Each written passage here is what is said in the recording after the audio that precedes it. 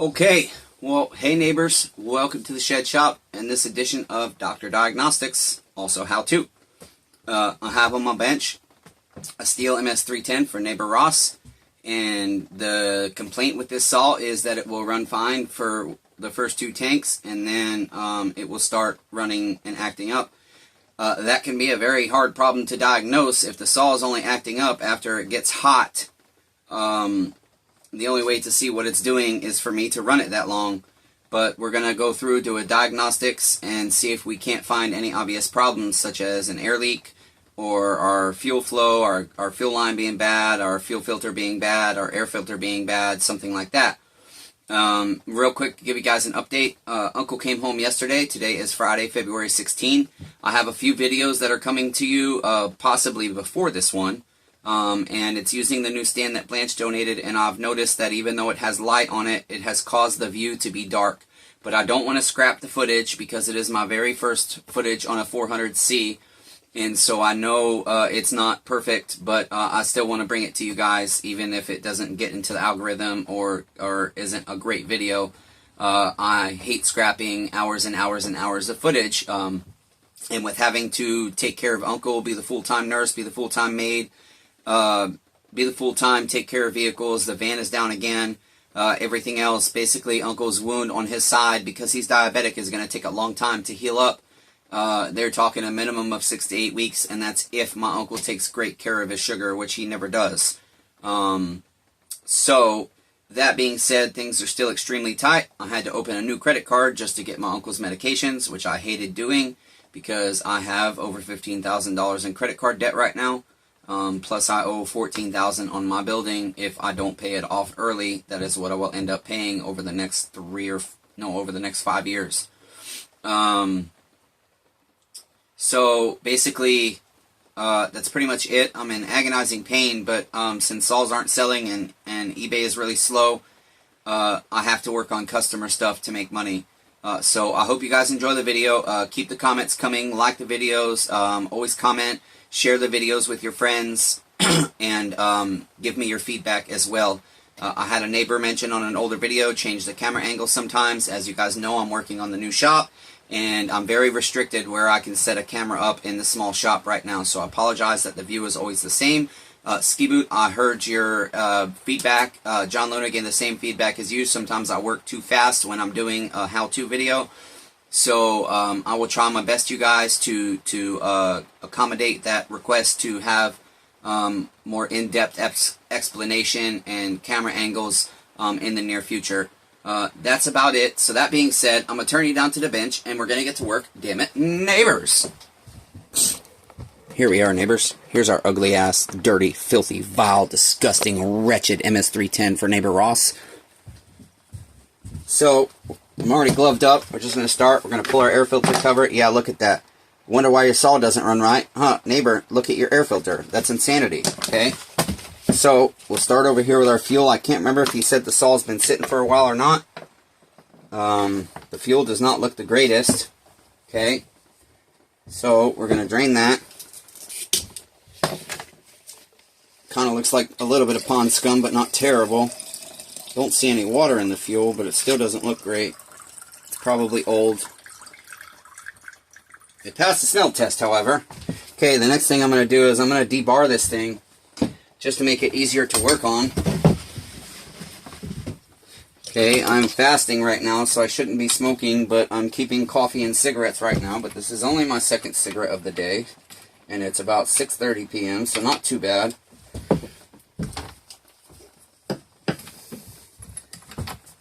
Fasting is a really good thing to do for your health, whether you believe in any kind of religion or not. When you fast for a day, or 3 days even, or even 5 or 10 days, it resets the microbiomes in your gut. It's important to get probiotics. Your gut really is, your digestive system really is your second heart, and it really is your core of your immune system. And so keeping it healthy can help. Damn, this is my life. I dropped my coffee earlier. It went all over the kitchen. My hands just keep getting worse and worse. Yeah, his sprocket is bad. He asked me how much value I would give him, and I offered him a $75 trade value, which I thought was really good. To him, it was insulting, but I mean, that's a high offer for, look at this damn saw. It needs a sprocket. That's $30 right there. The bumper strips, look, one needs replaced. That's another $2. That's another, I think, anywhere from like $7.50 to $13. I can't remember right off the bat my prices for these. Obviously, we'll need a carburetor kit. That's another $10 for a K10 HD kit. So we're already looking at like $100 in parts alone. Okay. So first thing I'm going to do, go ahead and pull our fuel line out. Okay. Take a look at our filter. It doesn't look terrible, but we're going to take it off. It's not really restricted. Okay, but we're going to leave it off for now because we're going to want to test our fuel line. We'll get this filthy ass vile air filter out of the way. So just need your scrunch or flathead. You've got 2 screws here. I just posted like a 2-hour video, and I really liked all you guys' comments. The guys that like the longer videos, sometimes they're really hard to do because they don't get viewed that much. But I do try because I know there's several of you that do like them and like to either watch or listen while you're in your shop. Okay, I'm just looking for my 8mm. I believe it's actually in my Milwaukee bag in the other shop. So I'll be back, neighbors. And here we are, got my 8mm. Let's see how tight these bolts are.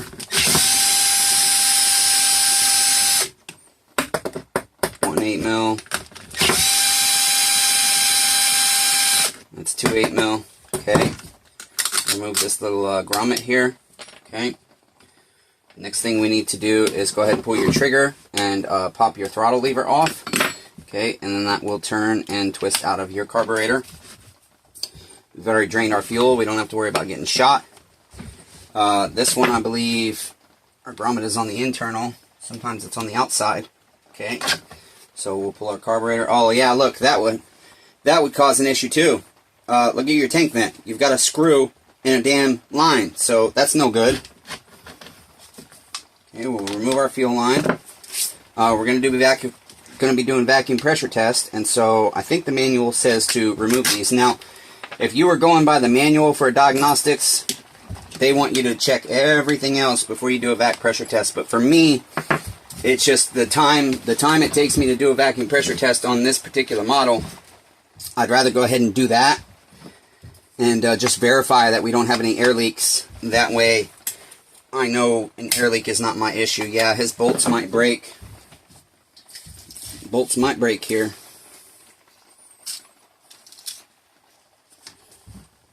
And that's nothing I can do. If they do, that's on my customer. He's brought me a rusted muffler and rusted muffler bolts, but that's why I'm taking them off by hand too. Because if I try and use the impact, there's more chance of them stripping or breaking. So I always tell you guys, don't use one of these on a saw. I'm disabled. I don't usually have a choice. After this, we've got three more saws for a neighbor Randall. He had 5 total and chose to left 3 instead of 5 because he did not know there's a diagnostics fee. And I'm like, well, you expect me to figure out what's wrong with your saw for free? These are really tight and my neck is in agonizing pain. So every turn of the wrench is like somebody's punching me at the top of my spine and my neck. Hurts really bad. But we have to keep on keeping on and keep persevering, right, neighbors? Got to take care of my uncle. Got to be able to afford all his outrageous medications. He doesn't have very good insurance.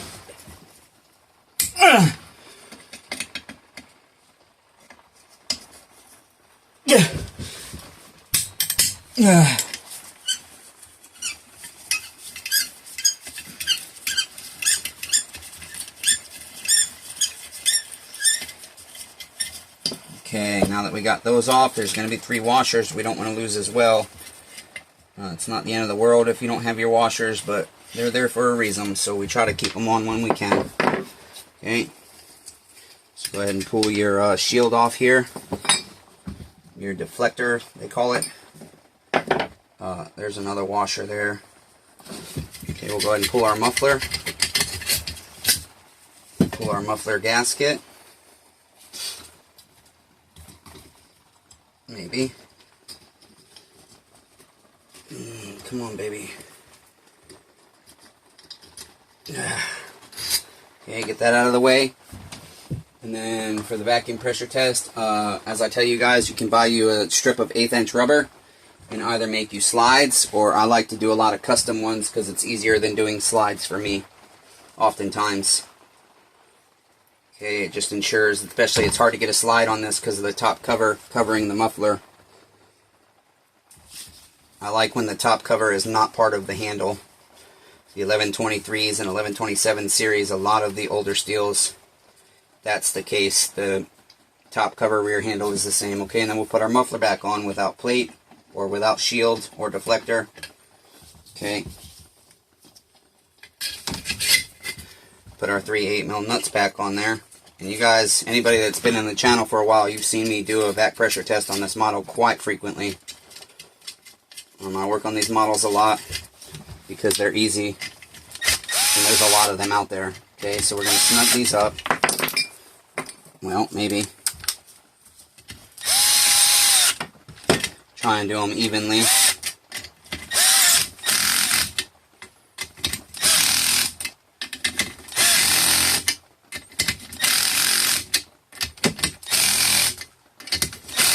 Okay, that should hopefully be good. Damn, everything is worn out, man. I buy good tools and they just wear out on me just too quickly, or they come broken or break quickly or whatever.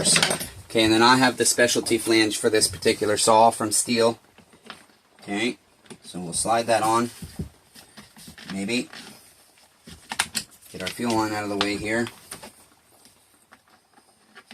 Damn it, come on. Make sure it's lining up with our impulse. It did. I put this back on just so we don't tear our flange apart with our nuts. Okay, put our 2 8mm on. My hands are cramping up really bad. My arthritis and carpal tunnel sucks. Bear with me, neighbors. We have a new subscriber. I don't know if he's a subscriber. I think his name was Clark or something. And he mentioned he used to be a diesel mechanic. He just turned 53 years old. So welcome to the channel, neighbor. And he left a very long comment. And I like when people leave comments telling me details about their life, because it gives me a chance to get to know them. And he said he couldn't sleep one night because of his pain. And so he totally relates to me in that aspect of how if he puts in a good day's work, he has to take at least 2 days off to recover. That's really difficult on a person. And that's what happens to me. But nowadays anymore, I work for a day and I have to take 3 or 4 days off, sometimes 5. If I work for 2 days, sometimes I have to take an entire week and just take it easy. And what sucks is when I hurt really bad, I don't even though it doesn't take physical strain, it's really hard to even just edit footage. Okay, so we'll start with our vacuum here.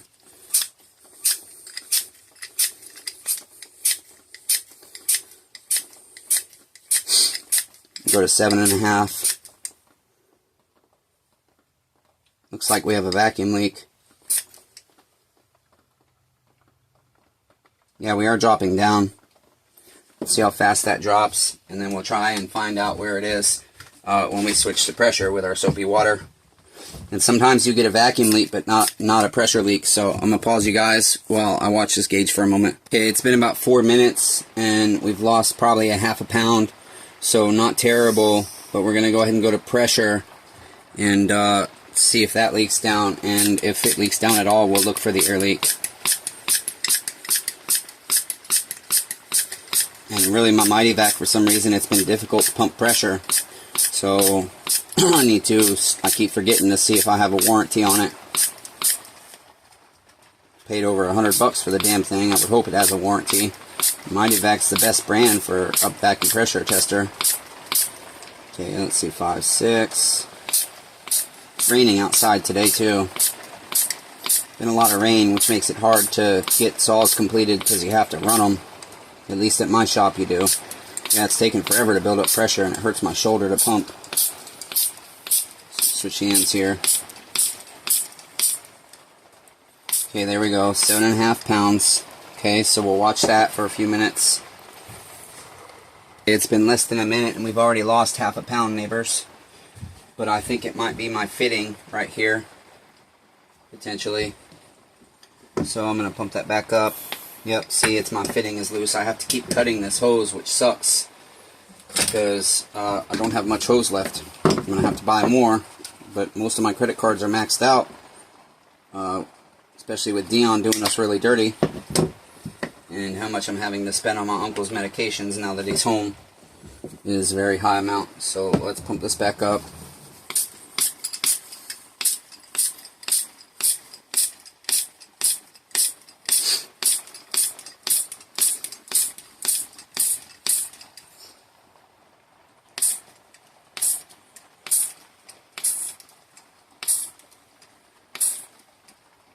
Okay, there we are, 7.5. So I'm going to watch that again now that I've fixed my hose. Okay, yeah, we do have a slow leak down, so we're just going to check the obvious spots that it might be. Remove our cooling shield here, okay, to give us a little bit better view of our spark plug. Remove our boot. Okay, get this right out of the way. Just kind of pops off. It's just kind of grooved in there. It has little notches that hold it on to the shroud. So move that out of our way. Check and see if we got any bubbles around our spark plug, around our fittings here.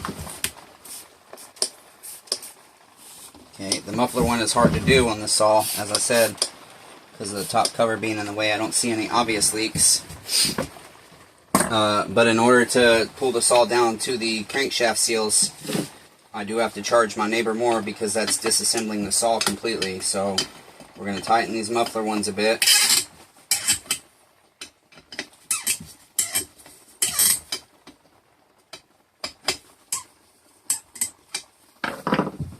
I'll pump this back up to 7.5. Okay, there we are. And then again, we're just going to watch. I did just hear something click. We will take our recoil off and check where our impulse connects to our cylinder. See if we have a leak there, because that's only 4 screws. We don't have to charge our neighbor extra for that.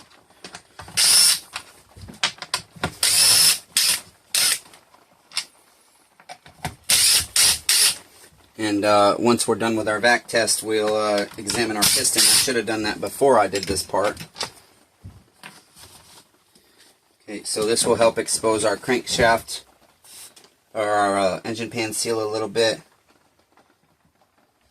And unfortunately, everything's so dirty. Check our intake boot here. See if we see any obvious bubbles there. We do not. And it looks like it's holding now, so it could have been our muffler seal.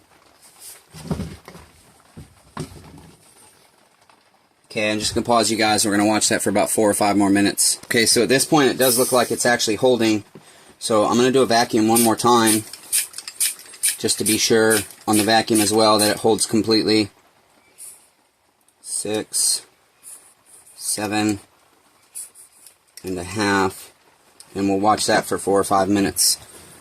Okay, so good news, it looks like my neighbor's saw does not have an air leak. Okay, the next thing we're going to test is our fuel line. So we need to go ahead and get our flange out of the way, and we will do a vacuum pressure test on our fuel line to see if it is collapsing in on itself at all or ballooning up. Okay.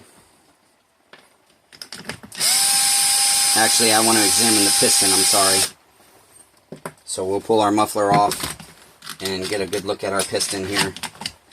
We'll pull our spark plug out to see if we can kind of see what kind of condition the saw was running in. So let's go ahead and do that next, actually. I know I'm like a woman, I keep changing. That was really loose. I'm surprised that wasn't leaking. Holy shit. That was really, really loose. Yeah, this saw is being run in a decent condition. It's brown. It's tan. We don't want to see white or gray. And if it was black, it would mean it's running too rich. But a little bit lean, probably. But nothing terrible. So the fuel mixture, air mixture seems to be pretty decent. We'll take a look through our spark plug port here. Oh yeah, I see scoring on his cylinder actually. So it looks like his top end is bad. Let's see what the piston itself looks like. That could just be marking, could just be marked up. It's always hard to tell. Okay, there we go.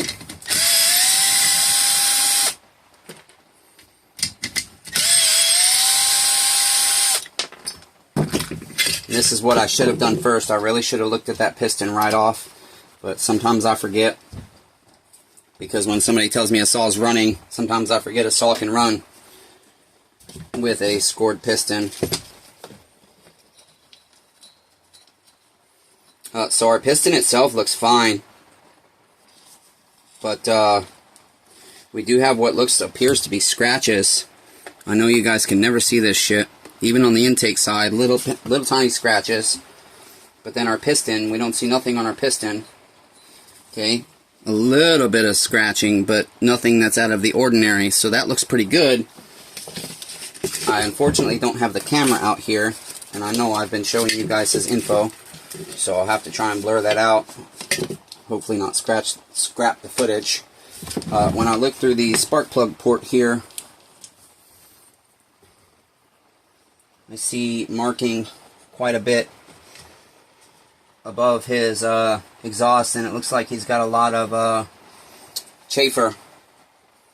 He's got a lot of carbon built up on the exhaust port. I don't know where my straight pick is. Here it is. So we're going to try and see if any of these catch nail, basically, catch our pick, if our pick catches on any of them, which is hard to do when a motor is installed still. And this is not something without my borescope I can show you guys, unfortunately. Yeah, we do have one that's kind of catching. So that could be it. Let's go ahead and check his compression. We'll put our recoil back on. And if our compression is decent, we'll go ahead and check our fuel line. And then we'll call our neighbor and let him know what our diagnostics is and what we think it'll cost to fix his saw. But the reality is, with it having to be, with the issue being only after he runs a couple of tanks through it, that can be very difficult to diagnose until you run it at that temperature. It might only have an air leak presenting after it gets hot. It might be that the piston is deformed and is only making it run wrong when the piston is completely swelled up from friction and running temperature. Okay? So, go ahead and check our compression, like I said. And then the last thing we'll do after we check our fuel line is open up our carburetor and see what it looks like. And then my neighbor was thinking about potentially trading this, but again, he didn't like that I was only offering a $75 trade value. And now I would want to offer him even less because I see the motor's probably bad. Well, I don't know yet without taking it off, but the fact that I have to remove the cylinder to verify, I have to refurbish the saw, that affects how much I can offer my customer for trade value. Because I don't do what a lot of people do. I don't just tune a saw up, make sure it starts, and then sells it. A lot of guys in this business, that's what they do. A lot of times when you take your saw to a shop, they just make sure it runs. They don't cut with it because they don't have wood to cut with it. And in my opinion, you can't truly diagnose a saw if you don't cut with it. Okay, so we'll pull until our gauge stops. Again, I can't show you guys this part, sorry. Oh shit, I gotta put my muffler back on, that would help. Did us dirty. Okay, we're not gonna get a compression reading with a muffler off. It's gonna be under 50 with a muffler off, obviously. So, I pulled the cord and I was like, this doesn't have no compression. Okay, so there's our gasket, our muffler itself, our deflector. We've got our 3 washers, 1, 2, 3, and then our 8mm nuts. Okay, so we'll get those started so our washers don't fall off. And then again, we'll go in a pattern and just kind of snug them up evenly and tighten them up evenly. That way we get a good seal, a good even seal.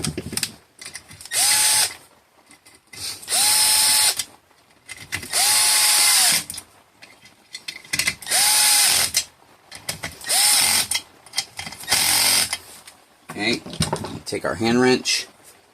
You neighbors see what I did with my hand 8mm. I know we just used it, but I don't see it, damn it. Do you neighbors see it? Here it is.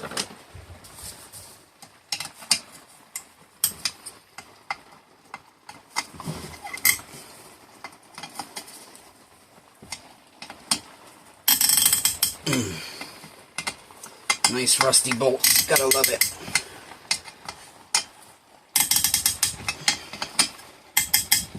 Okay. I think we're good there. Let's get our compression reading. Actually, I should have my carburetor on too, damn it. Shit. Well, we're already at 125 with the muffler off. Let's see what we get.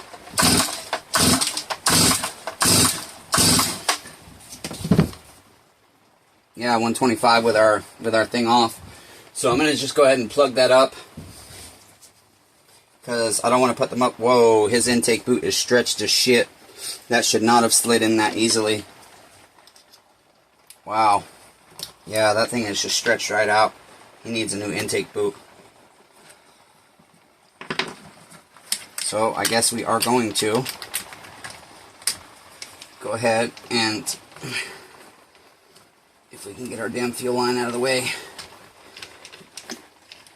I'm just going to go ahead and put my flange back on for now, because that'll plug the impulse, and it's giving very little air through the carburetor, so that should help us get a good compression reading. There's never-ending arguments about the right way to compression test a saw, whether you should have the choke closed, etc., etc. I never really notice a ton of difference whether I have my carburetor butterfly choke valve closed or not. I don't notice a ton of difference. So I'd like to see at least like 140 on this saw. I mean, 125 is okay, but on these 1127, I can tell you 125 compression, the saw's never run right. Let's see if we got any higher. Nope. We're getting 126, and I can even, I guess I could plug this off and see if we can get it to go any higher or not.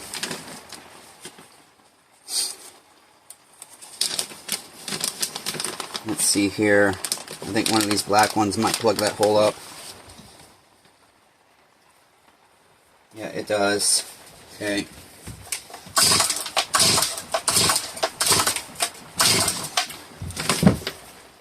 Yeah, no, we didn't go up any.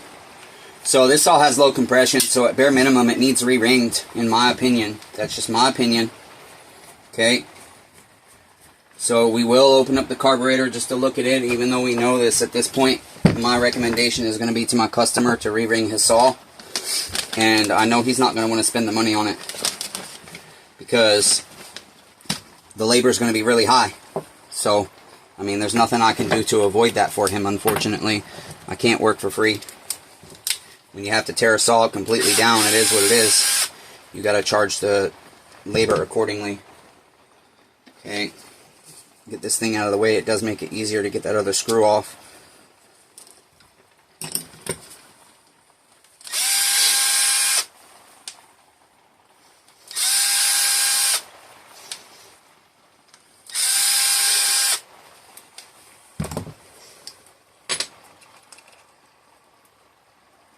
Diaphragm is somewhat stiff. Yeah. It's worn out. It does, in my opinion, need replaced. Okay. And yeah, our pump diaphragm is completely stretched out. Not stiff, but it's just old. It needs replaced. So, that's going to be it, neighbors. That is our how-to, our diagnostics of our MS310 for neighbor Ross. We'll give him a holler and see what he wants to do. And again, I know some of these videos are out of order, and I know we have the videos that are coming, or you might have already seen them by the time this one gets there, that are dark. The view isn't the greatest, but you guys just stick with me, and I'll keep trying to get better, especially if I can get some help with my neck pain. If the epidural shot helps, if I can ever get it, we should be able to do better. So be kind to one another. Everyone's facing a battle. Let's keep persevering, neighbors. I love all you guys, even though I suck at it. Till next time.